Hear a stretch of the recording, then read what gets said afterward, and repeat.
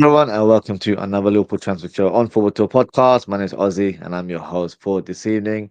Not as much developments in regards to Liverpool transfer rumors today, but of course, we'll still have a lot to discuss.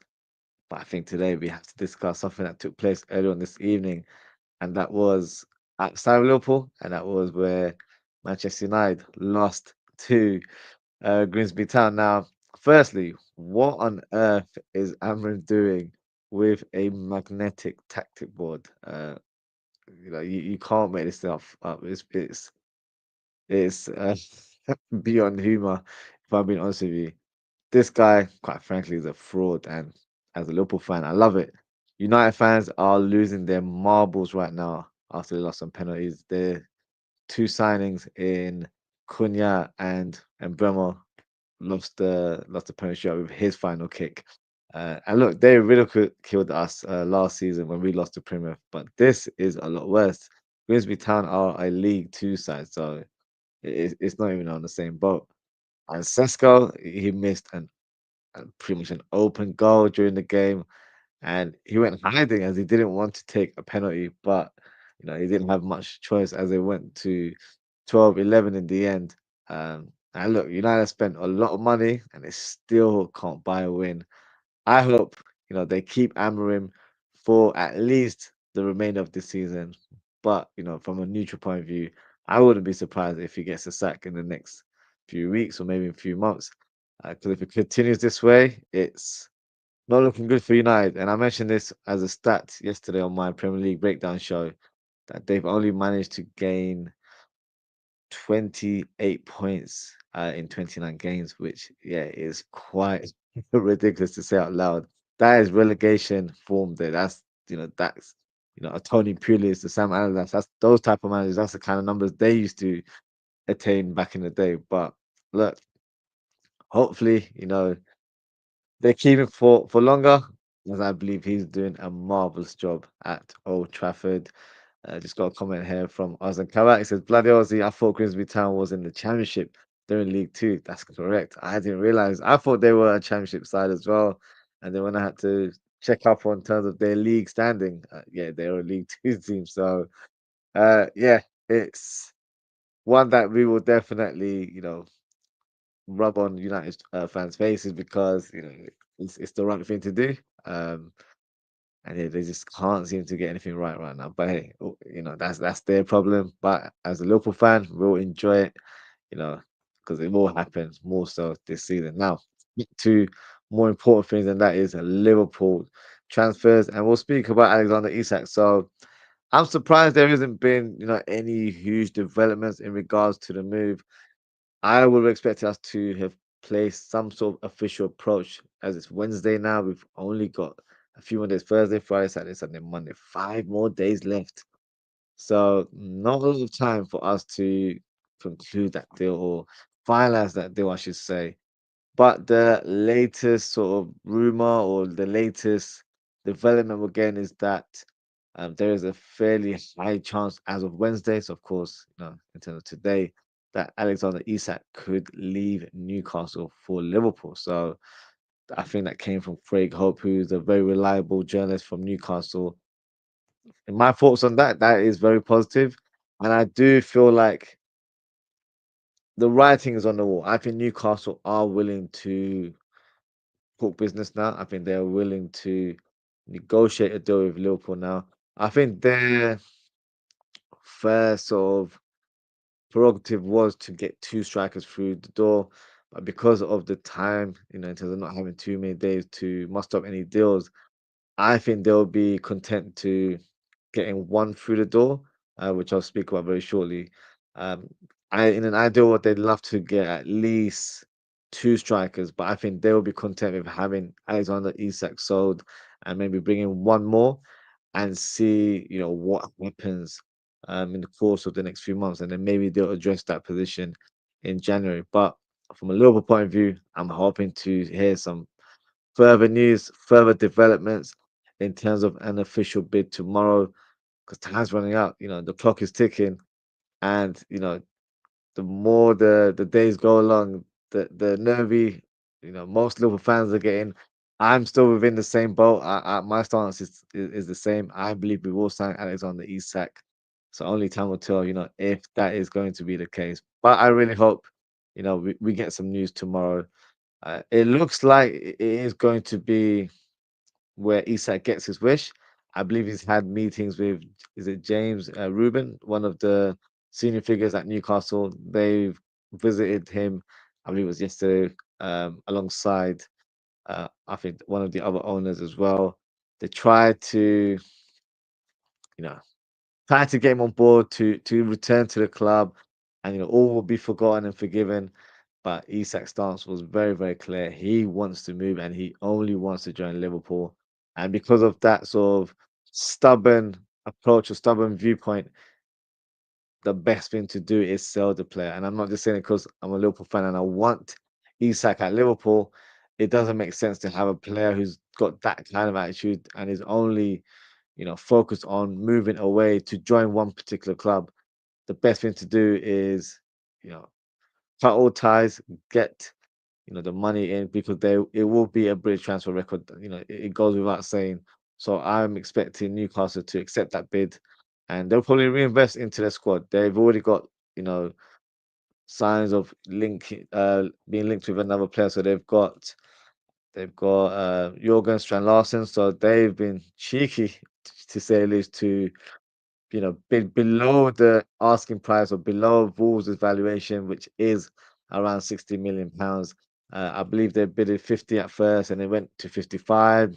Both bids got rejected, but we do believe that um, Newcastle will place an improved bid of £60 million, and that should seal the deal. He scored a couple of goals yesterday, so that probably added a few more M's to that price. But I think the player's head has been turned, and he is pretty much vocal and wants to move to Newcastle. So he could be the person that ends up replacing Isak. And I think they'll be content with that. They'll still try and pursue a Johan Wissa, whether they get him through the line or not. I'm not too sure. But yeah, let's see what happens. But in terms of Newcastle, this could be their new striker coming through the door. Let's go through some of the comments. Stuart says, "Hi, good sir. I've missed you. Big up, Stuart. I hope you're well." Uh, Steve says, "Yes." Aside from Isak, who again are we signing? Stuart is asking. I think we'll sign Isak, and I think we'll also sign Marc Guehi. I think those are the two players that we will sign. Um, I don't expect us to get another attacker, which, to be honest with you, we should be targeting another attacker, but I just don't see it being on the cards, to be honest with you, due to the length of time that we have before the window closes. So for me, Isak and Guehi will be the two players that I believe will come through the door. And I'd be very pleased with that. I think that'd be great business for Liverpool to do. And it should put us in a great position to compete in all cylinders. Tomorrow is actually the Champions League draw. So I'm hoping I can do a watch along for that. So if you'd like to join in, feel free to watch the show and give your opinions during the draw, and yeah, feel free to get involved in the live chat. Hopefully, we get some interesting fixtures. I know some Liverpool fans are desperate for a Liverpool versus Real Madrid tie, which would be interesting if that occurs. But yeah, let's see what happens in terms of the Champions League draw tomorrow. Delulu Steve says, "My guy Stuart, big up to Delulu Steve. I hope you're well." Stuart saying, "Good evening, sir. Have been hope you're well. Stuart, hope you feel better soon." So yeah, thank you for tuning in. And Delulu Steve saying, "Get well soon to him as well." And Delulu Steve says, "Oz is still the president of Verts Defense League, by the way." Hey, you can give me that title. I do not mind at all. So yeah, if that is my title, I'm all for it. Uh, Ozan come out and says Stan Larson is a childhood Liverpool fan, by the way, Ozzy. Do you know what? Funny enough, Ozan come out, I did see something online on Twitter about that. Let me see if I can pull it up because yeah, that's something I saw. I thought that's intriguing. Larson acting like an agent for us. Trying to help us get that deal over the line. So yeah, I'm all for it. To be fair, I have seen. I'm gonna try and bring it up. Yes, there we are. So let me share the screen with you guys, and then you can see what I'm seeing as well. So there we go. So look, this is Jorgen Strand Larsen's a Facebook profile picture from 2014, so a long time ago. But look, he's wearing the Warrior home kit there, so that's him there. And then he also had this as his cover photo, um, and yeah, as Ozan Kabak has just confirmed, he was wearing the Suarez era Warrior shirt in one of his old pics. That is correct. So that's when he pretty much showcased that he's a Liverpool fan. So yeah, he's definitely helping us in that regard. So yeah, God bless him on that part, and hopefully we can get Isak through the door as planned. Now on to the next rumor, and we have to talk about is Marc Guehi.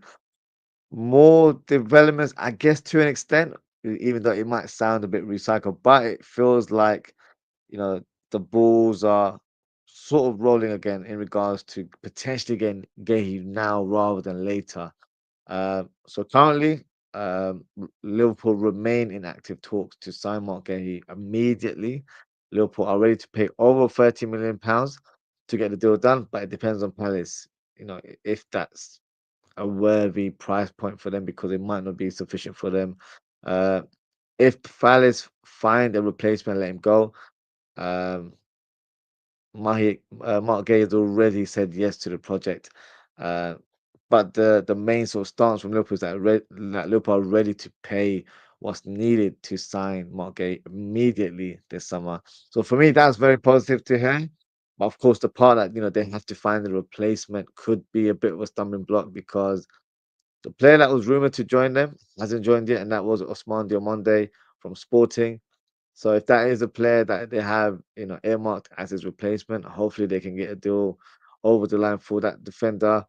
Um, 30 million, I still feel like is a bit low. I don't think Palace will be willing to accept it.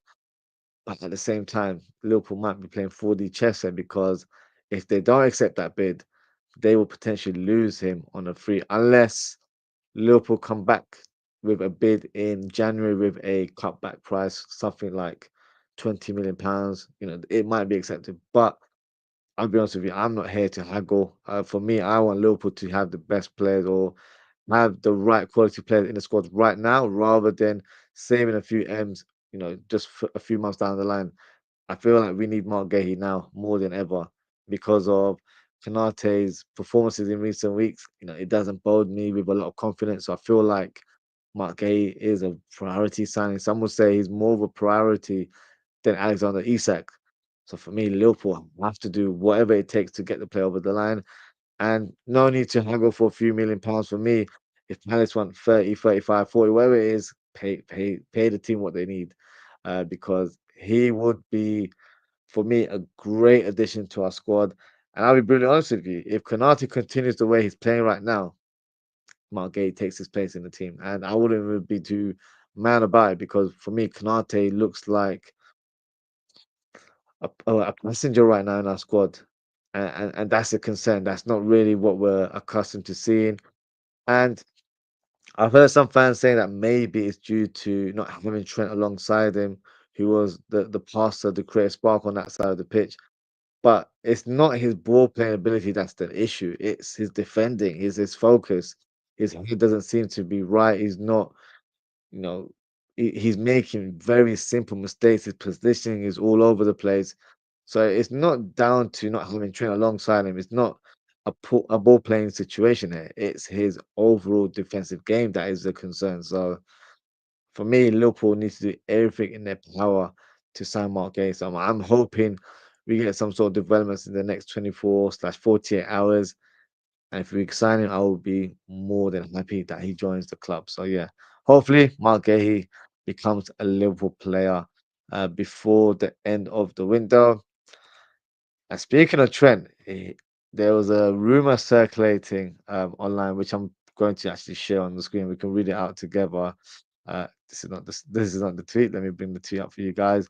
Um, so this came from Indy Kalia, and I know a lot of fans will be like, "Well, he's not the most reliable of journalists. Why have you got him on your screen?" This summer, he seems to have been a bit more credible than some journalists in the winner. So, of course, any rumor you read online, you got to take it with a pinch of salt. But I'm going to read out what's been presented here. And then yeah, you guys can give me your thoughts in terms of Trent Alexander-Arnold's situation. So apparently, he's set to lose his spot in the team. Carvalho is fully fit, so he is going to be the first choice right back at Real Madrid. And apparently, Man City are now understood to be keeping a close eye on the situation. Real Madrid can make an instant £55 million profit. If sold in January, if Trent loses his spot, then Man City would make sensational bid for the player in the January window. Man City are admirers of Trent for a while now, even reaching out to him twice in the past. One was during the summer where he was available on the free transfer, and back when he was a youth player at Liverpool. And my thoughts on this, I'll be completely honest with you guys. I think it's complete BS. I don't believe it one bit. For a club to sign a player and pursue the player for 1 to 3 years, however you want to read it, because this wasn't something that happened in a space of a couple of weeks for Trent to join Real Madrid. They were on his heels for a long, long time. So that was always their plan to try and get him on a free transfer from Liverpool.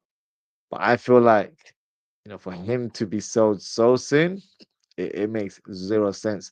Of course, he's a new player in a new team, in a new league, in a new surrounding, new country, and all that jazz. So you have to give someone a bit of time before you can dismiss them right away. And, you know, I know a lot of us are, speaking positively about Trent Alexander-Arnold anymore, but let's be honest, he is a quality player. So you can't just dismiss him right away when the season's pretty much just begun. And also, if it doesn't work out for him at right back, I can easily see him being played or deployed in a more of a midfield role. So they still have to utilize him to see, if they can get the best out of him. And if this season, becomes a bit of a flop for him, then maybe a move is on the cards for next season rather than this current season, in my opinion. So no, I think it's nonsense. And I think they've looked at the squad of Man City and thought, the right back position could be an improvement that a position that needs improvement because Kyle Walker is no longer there. So for me, yeah, I don't buy it. I think this is complete nonsense. I'll be very surprised if he joins Man City this season. I don't think it will happen in January. If he wants to join next summer, I will still be very surprised. For him to join one of our rivals, he pretty much just done another Pep Linders move there. Um, he's already hated a lot by a lot of us. I think he'll be hated by majority or all of us instead. So he's got to think wisely. If the move doesn't work out, does he return to the Premier League? You've made that step to move over to Real Madrid. Why not, continue to prove people wrong and showcase your talent? You've left there potentially to win a Ballon d'Or. So within one bad season, you're gonna walk away and not achieve that goal. Yeah, for me, that's not the mentality that you should be showing if you want to be a Ballon d'Or winner. But look, in terms of Trent's situation, I think he'll remain at Real Madrid, and I don't think there's any truth to this rumor at all. Just got a couple comments here. Deleuze Steve says Indy Kalia has fallen off ever since Austin co-signed him. I think for him it was like, oh, I've made it now. I don't even need to do anything. So for him, that was the pat on the back that he wanted. And yeah, maybe he's lost the eye on the ball a little bit. Yeah, but who knows at this stage? Because I did see his tweet about the whole Isak conversation. Do you know what? Let me bring it up because it was a bit bizarre in terms of how he wrote it. It was like it was a script from a movie. I feel like he was doing a bit too much, if I'm being honest with you. Um, but yeah, let's bring on screen. Just it's slightly off topic, but this is what he wrote. So he wrote all details from our Saudi source. Meeting details leaked. So Alexander Isak meeting at his residence took place 5 o'clock on Monday night. New contract offered with 115 million release clause. Exit for next summer. Contract rejected by Isak.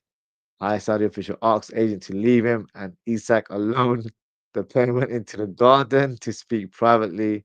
High-level Saudi official informed any deal sanctioned to LFC will be made once new striker arrives at Newcastle. The pair gave each other hugs. Honestly, this is a movie right there. when I read this, I wasn't even sure if I wanted to present on the show, but I thought, you know what, let me do it now because it just sounds so far-fetched, you know. It's the little details. Oh, they went to the garden, they gave each other hugs. Like this is some Bollywood flick right there. So yeah, I'm not buying this. So yeah, for me is utter nonsense. I don't believe there's any truth to that at all. Um, sorry, Adam Chinny, up says, I love how football goes in circles. Liverpool in glory, whilst United in crisis. I love it. And I saw something as well. Ryan Giggs making quotes all those years of saying that, oh, they'll never fall apart like Liverpool have. They've I feel like they've done a lot worse, to be honest with you. So how the mighty have fallen, as they would say. Um, as a classic split from a movie, it felt like it. Reading that out loud as well, definitely felt like it was a script. Bollywood highlight was that was definitely a Bollywood pitch there. If I if I see it from my eyes, so yeah, a little bit too much there. You went a bit too far fetched with the descriptions and the little details there. Could have just kept it simple, but yeah, I think he's trying to paint the picture. Which yeah, I don't really buy it. But yeah, you know, he's here to entertain us, I guess. But yeah, if that's his source, let's see if there's any truth to the rumor in the end. Now, moving on, Harvey Elliott. Now, at one point, it felt like Harvey Elliott was destined to move to Red Bull Leipzig in replacing Xavi Simons, who was supposed to have joined Chelsea, but that move has gone quiet. I've not really heard much, and it looks like maybe that move is not on the cards anymore. And because of that, that kind of puts Harvey Elliott in a bit of a pickle where, you know, what does he do? Does he remain at Liverpool for at least a few more months until January, or is there another interested club that would like to sign him this window? Apparently, according to rumors, Crystal Palace are considering signing Harvey Elliott as a replacement for Eze. Now, my thoughts on Harvey Elliott's replacing Eze. Obviously, stylistically, they're not the same type of player. I would rate Eze higher than Harvey Elliott. I think Eze's got more to his game. He's more quick. He's more dynamic. He's got better dribbling ability, and he's got a better end product. If I'm being honest with you, but he still fills that void of playing in that number 10 role. Um, Even though you know he's not a number 10 as such under Oliver Glasner's formation, he's more of a left-sided forward, but in this kind of formation, it could still work because they've just signed Yeremy Pino from Villarreal, who for me is a fantastic signing. And he's not quite a direct as a replacement in terms of stylistically, but on paper and in terms of the starting lineup, he will occupy that inside left role. So therefore, you know, the right side, it could be a position that they want to strengthen. They do have Ismail Assar, but maybe a player like Harville could be a different option for them, someone that is more creative um, and more of a ball to feet type of player. So it could be a very viable option for Crystal Palace to pursue Harvey Elliott. Whether it happens or not, if I'm being brutally honest, I don't think it will. For some reason, if this Xavi Simons deal to Chelsea doesn't happen, I have a feeling that we'll keep Harvey Elliott until January at least. Um, and looking at our squad right now, we're not in a position to sell too many of our players. If Harvey Elliott stays, then on paper, he would be the backup for Mohamed Salah. And then your number 10 role, you've got Verts and Sabozlai on paper. And on your left hand side, currently, it would be Gakpo and Rio. But I'm hoping if we sign Isak, it'll be Gakpo and it'll be Chiesa for that left hand side. And then Rio as your sort of sixth or seventh attack choice. And then you've got Ekitike and hopefully new signing Isak leading the line. So that for me gives you a lot more cover and it gives me a little bit more assurance that we've got the right players in the right positions and they can be rotated during the season as well. So for me, I wouldn't be against Harvey Elliott staying for at least a few more months if that is the case. Um, because I feel like right now it's quieting down from the Red Bull Leipzig front, and I feel like maybe it is something that they wait on further down the line. So let's see what happens. Palace could be a possible destination, but if I was to make a prediction, I think Harvey Elliott might stay until January at least. I still think he'll get game time. He might not be a first choice, but he was pretty much involved in our winner against Newcastle the other day, so he'll still have a part to play in the squad. So I think Harvey Elliott will stay for the short term, and if he's not getting enough game time, then maybe he'll try and pursue a move in January, or maybe wait until next summer. We'll see. But I think he'll end up staying at Liverpool for the remainder of this season. Now, moving on to other rumors, no real sort of credibility, but it was rumors that I saw circulating in the last couple of days, and that is regarding Piero Hincapié. Now, apparently, Arsenal, out of all the teams that are interested in signing the Bayer Leverkusen defender, he's got a valuation of £52 million. That is his release clause, in fact. And apparently, he's keen to leave the German side before the window closes. Now, Tottenham were also linked to a move to Hincapié, but for some reason, um, he's not a player that they are pursuing anymore. But that might be because Arsenal have entered the frame and they didn't want to feel humiliated in the game like they did when it came to that Eze deal. Um, so, firstly, in terms of Arsenal showing interest in the defender, how many more defenders do these guys want? Because I am pretty sure they have about 10 defenders on their cards. And I feel like, obviously, you can always do with an extra defender, but to have around 10 defenders, I know Kivio is a player that is rumored to leave. Apparently, he's destined to move to Porto right now, so they want a replacement. But signing Hincapié is not quite a replacement; it's an upgrade on a lot of the players that they currently have in the squad. So yeah, they love a defender, don't they? But for £52 million, don't get me wrong, I think he's a quality centre back, and I'm surprised that Liverpool haven't thrown their hat in the mix because we have shown interest in the past to sign the player. Could it be where we make a late bid before the window closes because we are in the market for a centre back? What if the Marc Guehi deal doesn't happen? Would we pursue an alternative target? In an ideal world, you would like to, think that, but I don't think that will be the case for Liverpool. I think Liverpool have earmarked Guehi as the player that they want to sign this summer. And of course, in terms of the transfer fee involved, if we're hanging over 5-10 million, I don't expect Liverpool to meet a release clause and pay 52 million for a defender who wouldn't be an automatic first choice. But then again, I don't think he'd be automatic first choice at Arsenal either. So wherever he ends up moving, he has to make sure that he gets first team football. And I don't think he'll get at Arsenal. He may get at Tottenham, but Tottenham, I feel like, have walked away from the table, and he wouldn't. Well, currently, he probably would walk into our team because of Konate's poor form. But in general speaking, I don't think he would replace him. So no, I don't think there's any truth to Liverpool being in the mix.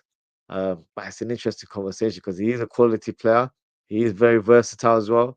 Left-sided centre back, can play left back. For Alonso, he played as a left wing back at times as well. So for me, it wouldn't be a bad addition. I think he's actually a quality player, very strong in the tackle, very aggressive, very dominant in the air as well. So let's see, where he ends up. It looks like Arsenal could be a possible destination. They're really taking that Stoke FC um, philosophy to a new level by signing defenders left, right, and centre. So only time will tell if he becomes a gunner or not. Now, on to the next rumor, and that is Morgan Rogers. Now, apparently, he's emerged as a surprise target for Liverpool. The England international would cost around upwards of £75 million and has been built as a target to go alongside Alexander Isak and not an alternative if we can't get Isak through the door. So, my thoughts on this rumor, I don't think there's any truth to it. I did hear something that Aston Villa were in need to raise some funds in order to meet PSR, but I don't think there's any truth to that unless I've got that wrong. So if there is no need to sell a player, why would they sell Morgan Rogers so late in the window where they've pretty much got an established squad right now? So it would be quite silly for them to do that. And 75 million is a big fee, but I think they'd probably want to hold on to the player rather than cash in on him, because to find an adequate replacement so late in the window is virtually a impossible, very difficult task at least. So I don't see there being any sort of truth to this rumor at all. In terms of the player, I do think he's a talented player. Would he be an upgrade to our current squad? I don't know. And I know a lot of fans aren't big fans of Cody Gakpo because he's a player that's probably not easy on the eye. He's not full of tricks or skills or anything to that nature. But what I do like about Gakpo is that he is very efficient on the ball. Morgan Rogers, has a bit more about it. He's got a bit more flair to his game, but I don't think he'll be a huge upgrade on Gakpo. I might be wrong. Everyone, people in the chat might disagree with that. But I don't think this is a target that we're going for.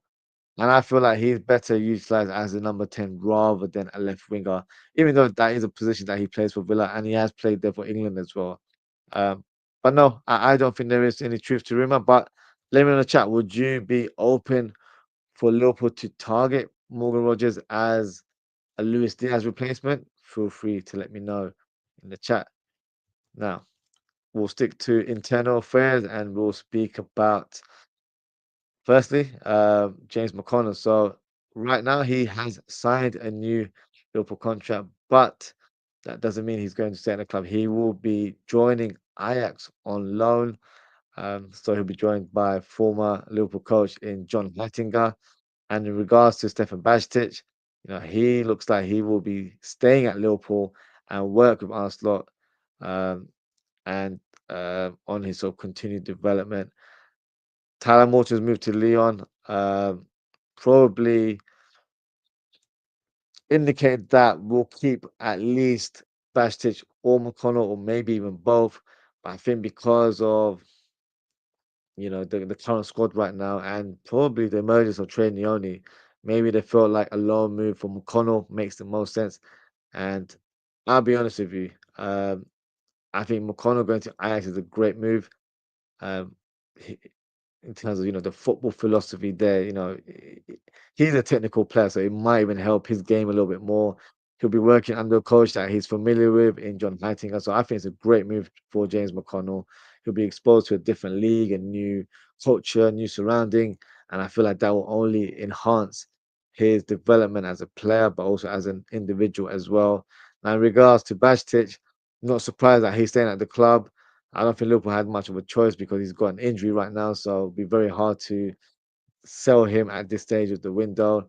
Of course, he had a fantastic loan spell at Las Palmas, not so great when it came to Red Bull Salzburg. But because of that, maybe, we thought we could, get him a move to La Liga. But it looks like he will remain at the club for the foreseeable future.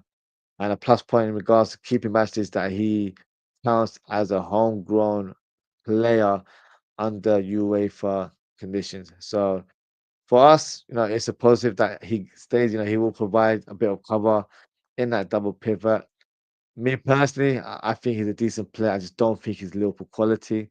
I know a lot of fans may disagree with that. I just don't warm to idea that he would have a great impression in our team. I actually rate James McConnell more than Bajtic. But it looks like McConnell's going to be loaned out for this season, and Bajtic will hopefully provide some cover in our midfield area. So yeah, for me, a good move for McConnell, and Bajtic staying. It was pretty much on the cards as he isn't fit enough to pass a medical anywhere else. So it looks like he will be staying with us at least until January. I'm just gonna go through some of the comments here. Deluded Steve, Deluded Steve says, "No, bro, it's Rodrigo and Isak or bus. Plus, just get Guehi in it." I don't think we'll get Rodrigo. Um, it has gone quiet on that front as well in terms of Rodrigo moving away from Real Madrid, but you never know. We might just get a surprise move. Could you imagine if he's available on loan? That could be something that appeals to Liverpool, maybe even an option or obligation to buy at the end. Because right now, it doesn't look like a deal is on the card for a permanent move and for Rodrigo to leave Real Madrid. So let's see what happens. For me, the minimum is Isak and Gay. That would be what satisfies me in terms of this transfer window. Of course, I'd love for us to get another attacker, whether we do or not. Um, I just don't see it happening, but I would love to be proven wrong in that matter. Now, let's speak about the next rumor, and this broke about an hour ago, and that is regards to Kostas Tsimikas. Now, Liverpool have informed AC Milan tonight about Tsimikas, who is now available on a straight loan. Roma are considering whether to proceed and get the deal done, as they wanted a buy option clause. Tsimikas is pushing for a move as he really wants to join Roma. So my thoughts on this slightly mixed emotions because it seems that Liverpool just want a loan move for Tsimikas.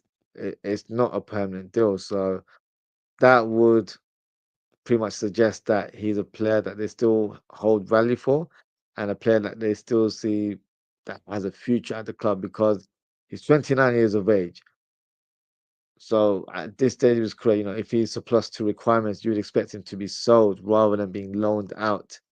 So I'm a little bit surprised by that. But then I was thinking there's probably a reason to it because with Robertson, with 1 year remaining of his current contract, he'll be available as a free transfer next summer. So maybe they just see Simicast as his replacement on paper to come into the squad next season. And of course, this season he'll be playing for a team like Roma potentially. He'll be able to play first team football, and that should put him in a great position to return to Liverpool next summer, where he's got a bit more game time and he's probably developed in terms of mastering up his skill set. But a bit of a strange one. I thought we would have tried to have moved him on a permanent basis, but it still looks like he's very highly valued at the club. And they thought maybe, let him go out on loan for a year, get some game time, and they went to see returns next summer. He comes into the squad as cover or as someone that competes for that left back position with Kirkes. So that might be the thinking from the club. So slightly surprised, but if that is the the viewpoint from Liverpool's point of view that they want to loan him and then bring him back next year, I wouldn't be totally against it. Even though I'd probably want a left back that's not experienced in terms of that age group, but maybe someone in the mid 20s that can provide good cover and could probably compete with Kirkhead because I feel like Kirkhead is quite young, and then having an experienced person alongside him would help, in terms of his development going forward. Of course, I hope Robertson, will be that mentor for him this summer, or should I say this season. But right now, it looks like he's not listening to Robertson at all because some of the performances produced have been a little bit alarming. But I still have faith that Kirkes will come good during the course of this season. And that is the final room of today. I'm just going to read last couple comments here. Duluth Steve says, if not Marc Guehi, a Kanji, I don't think we'd go for a Kanji. I actually quite right. I quite rate a Kanji. I think he's a quality centre back. I just don't think Man City will want to do business with us. So I don't think that's a viable option. If it's not Marc Guehi, I'd go for Diomande. That's the Crystal Palace replacement for Guehi in their eyes. So if we can't get Marc Guehi, why don't we just go and get their reported primary target in Diomande. And I've been speaking about Diomande for a number of months, so it's not a player that I've just plucked out the air. He's a player that I really rate and has very similar capabilities of Kanate. So stylistically, I think he'd make a lot of sense coming into the squad. Um, but yeah, let's see. I think it's Mark Gay or no one in this window, but maybe we revisit in January or next summer. But I'm very adamant and positive that Liverpool will try and get Marc Guehi, and I think he will be a Liverpool player by the end of this window. So that is it for today, guys. Thank you so much for tuning in. Thank you to Oz and Kabak. Thank you to Stuart. Thank you to Duluth, Steve, and Adam for your comments. Appreciate your engagement as always, guys. If you haven't already, please don't forget to like, comment, share, and subscribe to the channel. In terms of upcoming shows, hopefully, we'll get some sort of development in regards to a potential bid for Isak or Marc Guehi. But we'll probably be doing our match preview of Liverpool versus Arsenal So yeah, feel free to join in for that one. It should take place around 11 p.m. UK time tomorrow. And then yes, we'll have the watch long for that fixture on Sunday, plus a match reaction show later that evening. So that is it for today, guys. Thank you so much for tuning in. Take care, stay safe, and I hope to speak with you all very, very soon. Goodbye.